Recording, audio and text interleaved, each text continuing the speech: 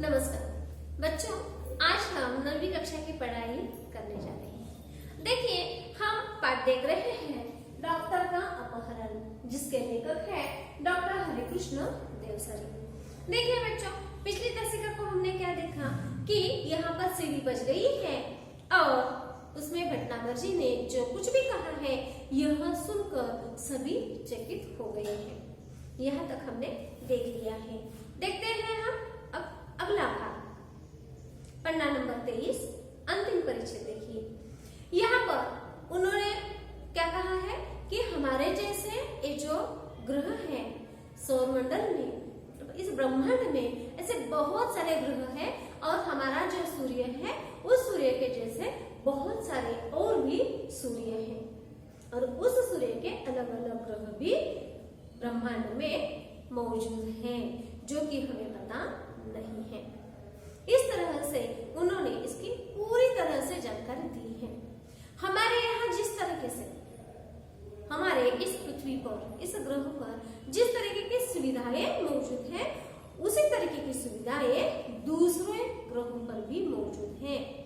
जिस ग्रह पर भटनागर जी को वे लोग लेकर गए हैं, उस ग्रह पर वे कहते हैं कि हमसे भी वे उन्नतिशील प्रगतिशील लोग रहते हैं। बराबर? तो इनका अपहरण क्यों हुआ, किस तरीके से हुआ, यह तो हमने देख लिया। बड़ा सा यान आया, विचित्र यान देकर उन्होंने स्वयं को छुड़ाने की कोशिश की, लेकिन 2-3 लोगों ने मजबूती से उन्हें पकड़कर रखा और यान में डालकर वे लेकर गए। वे होश में नहीं थे। जब दूसरे ग्रह पर गए तब वे होश में आ गए। ठीक है, तो उनका अपहरण या किडनैपिंग किस तरह से हुआ यह उन्होंने बताया, लेकिन क्यों किडनैप किया गया, उनका अपहरण क्यों किया गया, यह अब वे आगे बताएंगे। देखिए, मेरे अपहरण का कारण जानने से पहले यह जान ले कि ये लोग चिकित्सा शास्त्र में बहुत पिछड़े हुए हैं। वे कहते हैं, मुझे क्यों अपहरण किया, मेरा अपहरण क्यों किया, यह तो मैं आपको बताऊंगा ही, लेकिन उससे पहले आप जान लीजिए उनके बारे में जरा सी जानकारी। वे कहते हैं कि अभी तो उन्होंने कहा था कि वे बहुत प्रगतिशील है, लेकिन यहाँ पर वे कह रहे हैं कि चिकित्सा शास्त्र जो है इसी में वे बिल्कुल पिछड़े हुए हैं, मतलब पीछे रह गए हैं। चिकित्सा शास्त्र मतलब जो भी अस्पताल होता है ना, अस्पताल में चिकित्सा शास्त्र प्रयुक्त किया जाता है, जांच करते हैं और उसी पर जो भी बीमारी हो गई है उसी पर हमें दवाई देते हैं। यही होता है, मतलब डॉक्टर जो होती है वह चिकित्सा। यहाँ पर डॉक्टर अलग अलग प्रकार के होते हैं। डॉक्टर हरिकृष्ण देवसरी ये साहित्य के डॉक्टर हैं और चिकित्सा शास्त्र के डॉक्टर मतलब जो डॉक्टर हम पर इलाज करते हैं, किसी बीमारी पर वे इलाज करते हैं, वे चिकित्सा शास्त्र के डॉक्टर हो गए। समझ गए बच्चों? तो यहाँ पर भटनागर जी बता रहे हैं कि जिस ग्रह पर उन्हें लेकर गए हैं उस ग्रह के लोग चिकित्सा शास्त्र में बिल्कुल पिछड़े हुए हैं। यह एक ऐसा ग्रह है जहाँ विज्ञान अपनी चरम सीमा को पहुंच चुका है। चरम सीमा मतलब अंतिम सीमा, मतलब विज्ञान ने पूरी तरह की प्रगति कर ली है, अब उससे आगे प्रगति है ही नहीं। इतनी ऊंचाई पर वे जा चुके हैं, मतलब पूरा जो विज्ञान का पूरा शिखर जो है उन्होंने पार कर लिया है, अंतिम सीमा पर वे पहुंच चुके हैं। यह एक ऐसा ग्रह है जहां विज्ञान अपनी चरम सीमा को पहुंच चुका है। यहाँ के आदमी अब आदमी नहीं मशीन हो गए। देखिए, विज्ञान ने कितनी प्रगति कर ली है कि ये जो आदमी है ये आदमी रह ही नहीं गए। आदमी के क्या हो चुके हैं, मशीन, यंत्र हो चुके हैं। यहाँ का सारा काम मशीनों से ही होता है और इसका नतीजा यह हुआ कि धीरे धीरे आदमी का महत्व कम होता गया। नतीजा मतलब परिणाम, आदमी नहीं रहे, मनुष्य नहीं रहा, वह यंत्र ही बन गया। सभी काम यंत्र से ही होने लगे और इसका परिणाम ऐसा हुआ कि ये जो लोग हैं इनका महत्व ही कम हो चुका। अब इस पूरे ग्रह में मशीनें ज्यादा और आदमी कम है। देखिए विज्ञान ने इतनी प्रगति कर ली कि आदमी ही कम हुए और मशीनें ही ज्यादा हुई। आमतौर पर देखा जाए तो बच्चों विज्ञान हमारे लिए होता है, हमारे लिए मतलब हम विज्ञान के लिए नहीं है। हाँ, हमारा जो आयुष्य है, हमारा जो जीवन है वह अच्छी तरह से बिता सके, इसी कारण नए नए खोज करते रहते हैं। अगर वह हमारे लिए ही नहीं रहा, हमारा महत्व ही नहीं रहेगा तो वह किस काम का? कहते हैं ना, सर सलामत तो पगड़ी 50। अगर हम रहे तो हम कुछ भी कर सकेंगे, अगर हम ही नहीं रहे तो सभी होने का क्या फायदा? कुछ भी नहीं है। और उस ग्रह पर ऐसा ही हो चुका है कि मनुष्य ने इतनी प्रगति कर ली कि मनुष्य का ही महत्व कम हो गया। मतलब वहां पर यंत्र ज्यादा हुए और मनुष्य या आदमी कम हुए। मशीनें ज्यादा और आदमी कम है। जो लोग हैं वे मशीनों के गुलाम हैं। वहां की स्थिति देखिए, उन्होंने विज्ञान में बहुत सारी प्रगति कर ली है, चरम सीमा पर वे पहुंचे हैं, लेकिन अब उनकी हालत कैसी हो चुकी है? देखो कि जो लोग हैं वे मशीनों के गुलाम हो चुके हैं। दूसरी ओर यहाँ के लोगों को एक विचित्र तरह का सड़न रोग होने लगा है। और देखिए यह बहुत उन्नति किसकी? विज्ञान की से बहुत उन्नति के कारण, प्रगति के कारण इसका बुरा परिणाम यह हुआ, मतलब इसका साइड इफेक्ट यह हुआ कि ये जो लोग हैं इन्हें एक विचित्र सा रोग हो चुका है। कौन सा? सड़न वाला।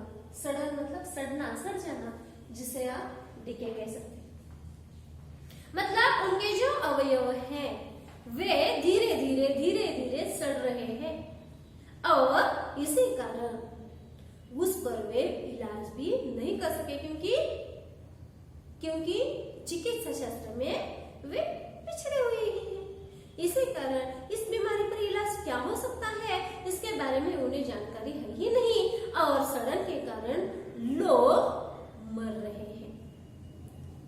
आमतौर पर देखा जाए तो वहां पर मशीनों की ही संख्या ज्यादा है, आदमी तो कम ही है और उसी पर यह जो रोग है यहाँ आ गया है, यह जो बीमारी है वह लोगों को हो रही है और इसी कारण भी लोग मर रहे हैं।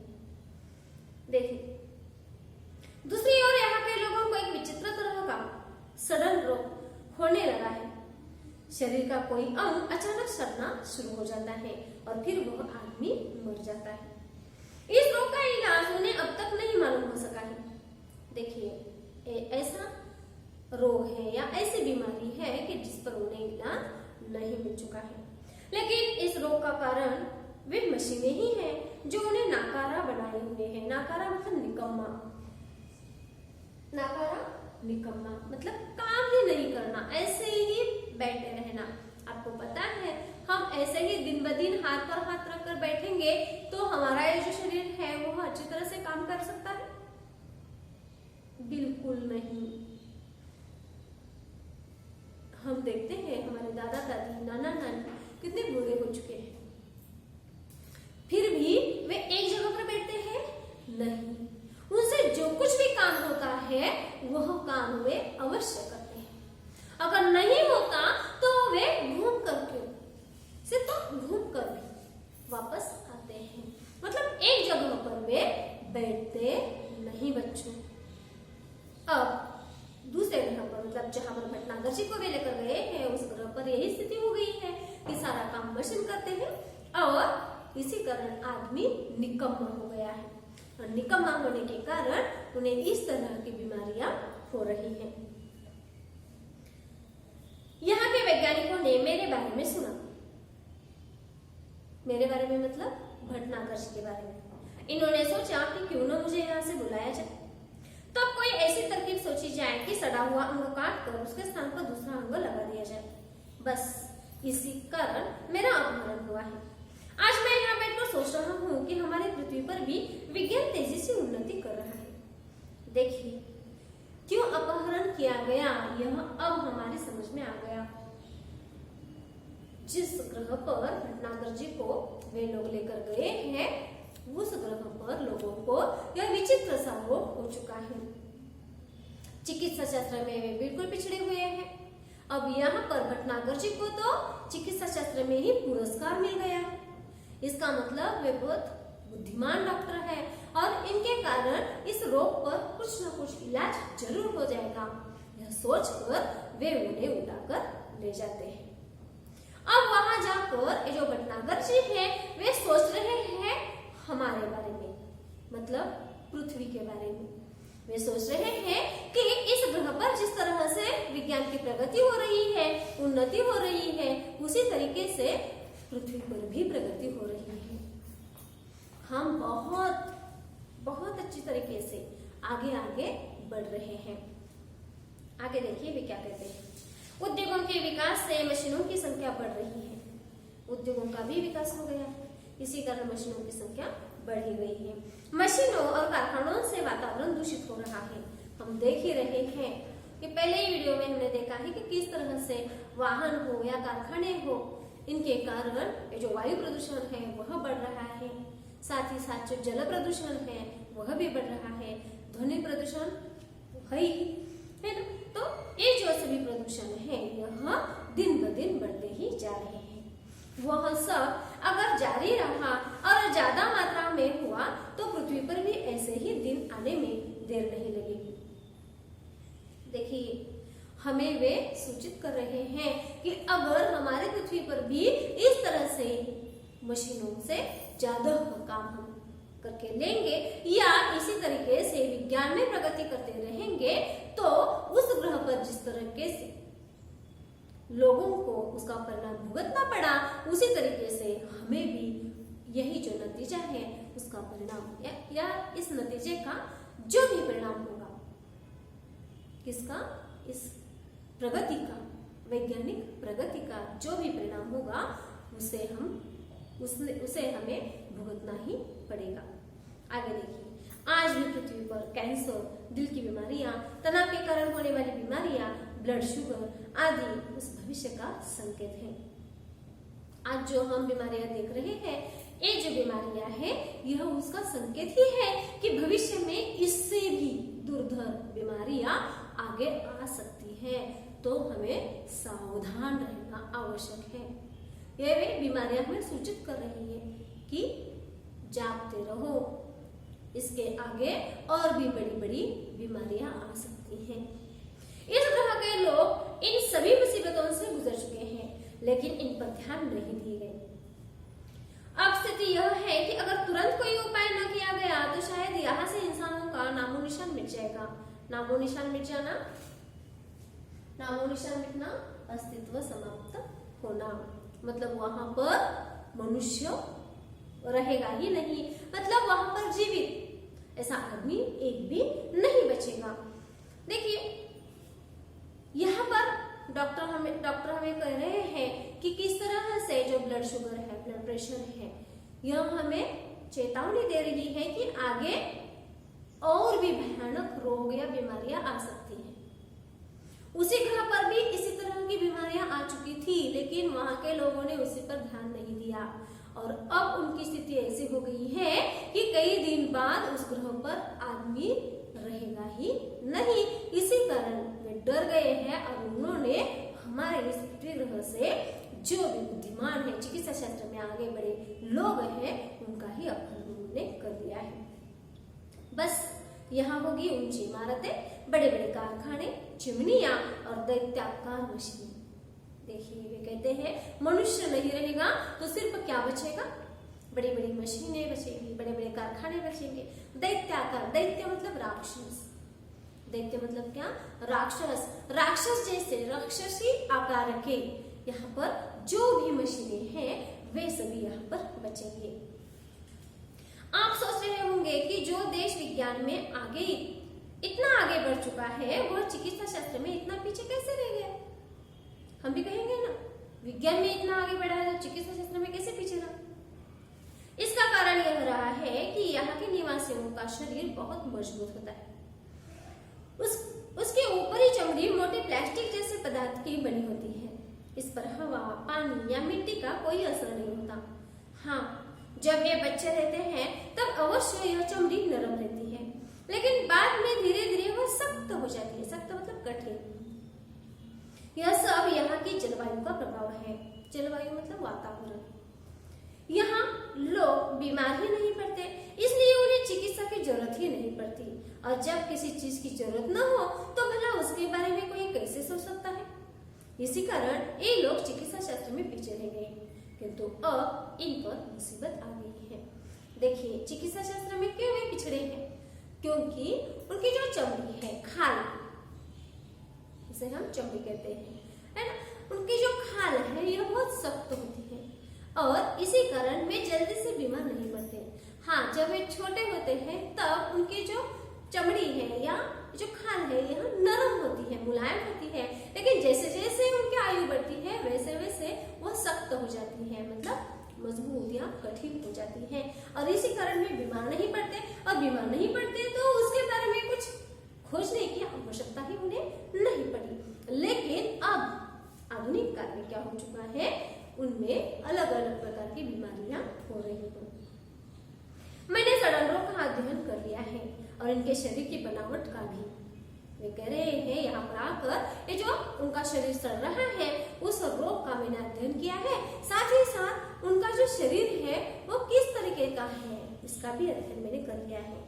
किंतु समस्या यह है कि पृथ्वी के चिकित्सा सिद्धांतों को यह लागू नहीं किया जा सकता। समस्या कौन सी है? पृथ्वी पर जिस तरह से वे दवा या औषधियां दे देते हैं वही औषधियां या दवाएं वहां के लोगों को नहीं चलती। फिर भी कोशिश कर रहा हूँ। इस घातक रोग के इलाज के लिए दवाएं बनाना है, अंग प्रत्यारोपण के लिए दवाएं तथा आवश्यक साज सामान बनाना है। अंग प्रत्यारोपण मतलब एक अवयव को निकालकर उसी जगह पर उसी तरीके का दूसरा अवयव डालना, उसे अंग प्रत्यारोपण कहा जाता है। अंग प्रत्यारोपण के लिए दवाएं तथा आवश्यक साज सामान बनवाना है। एक काम अकेले मेरे लिए कर पाना संभव नहीं है। मेरा छुटकारा भी यहाँ से तभी होगा जब मैं इन्हें इस मुसीबत से बचने का रास्ता बता सकूं। देखिए, भटनागर जी कह रहे हैं कि मैं यहाँ अकेला काम नहीं कर सकता, और यह भी है कि जब तक मैं इस रोग पर इलाज न बताऊं तब तक ये लोग मुझे यहाँ से छोड़ेंगे नहीं। इसलिए अब ये लोग योजना बना रहे हैं कि मेरी सहायता के लिए पृथ्वी से कुछ और वैज्ञानिकों और डॉक्टरों को लाया जाए। मैं उनकी बात से सहमत नहीं हूँ। मैं तो चाहता हूँ कि ये लोग स्वयं ही सारी बातें सीख ले और अपना इलाज अपने आप करें, किंतु उसके लिए ये अभी तैयार नहीं है। यही कारण है कि अब यह बात गुप्त रखी जा रही है कि पृथ्वी से कब और कितने डॉक्टरों और वैज्ञानिकों का अपहरण करके उन्हें यहाँ लाया जाएगा। देखिए, मैं यह काम अकेला नहीं कर सकता। इसी कारण अब ये लोग क्या सोच रहे हैं कि पृथ्वी से और भी दूसरे जो डॉक्टर है या वैज्ञानिक है उन्हें उठाकर इस ग्रह पर लेकर आओ। लेकिन इस बात से मैं स्वयं सहमत नहीं हूँ। मेरा कहना यह है कि आप पृथ्वी से लोग उठाकर न लाए, बल्कि आप अपने में प्रगति कर ले। आप अपना अनुसंधान कीजिए, संशोधन कीजिए, खोज कीजिए, ताकि आप इसी ग्रह पर रहकर इन्हीं लोगों का आप क्या कर सकेंगे, इलाज कर सकेंगे। मैं इसे अनुमति नहीं दे रहा हूँ। इसी कारण अब मुझे पता नहीं है कि वे किन लोगों को उठाकर लाने वाले हैं और कब लाने वाले हैं, क्योंकि मैं उन्हें नहीं कह रहा हूँ, इसी कारण वे मुझे बताते नहीं है। जो भी हो, अब अगर मैं सही सलामत वापस पृथ्वी पर आना चाहूँ तो इनकी इच्छा के अनुसार ही आ सकता हूँ। इसलिए इनसे विरोध मोल लेना ठीक न होगा। फिलहाल यह कहना कठिन है कि मैं कब आ सकूंगा। आप लोग घबराए नहीं, मुझे यहाँ कोई कष्ट नहीं है। बस मेरे आने तक आप यही समझे कि मैं इस समय विदेश यात्रा पर हूँ। डॉक्टर भटनागर के इस रिकॉर्ड किए संदेश को सुनकर सभी चकित थे। कितना बड़ा रहस्य उद्घाटन भी हुआ था, आज के लिए और भविष्य के लिए भी। देखिए, जैसे ही भटनागर जी ने भेजी हुई यह सीढ़ी है, बस्ती है, यह सुनकर सभी चकित हो गए।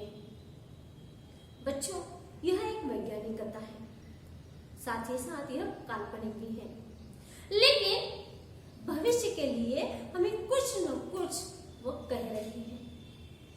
क्या पता आगे जाकर इस पृथ्वी पर भी ऐसी बीमारी आ सकती है और तब हम कुछ भी नहीं कर पाएंगे। इसी कारण ये जो विज्ञान है उसकी प्रगति, उसकी उन्नति हमें उतनी ही करनी चाहिए कि पर्यावरण भी उससे अच्छी तरह से रह सके।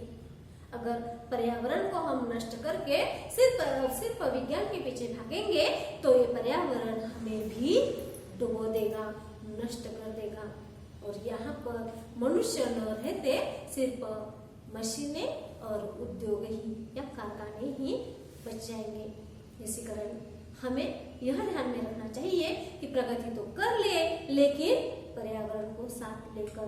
अगर पर्यावरण है तो हम हैं, है कि नहीं? इसी कारण पर्यावरण मतलब ये जो प्रकृति है इसका साथ लेकर उसी के साथ जाकर हमें हमारा कदम आगे बढ़ाना है।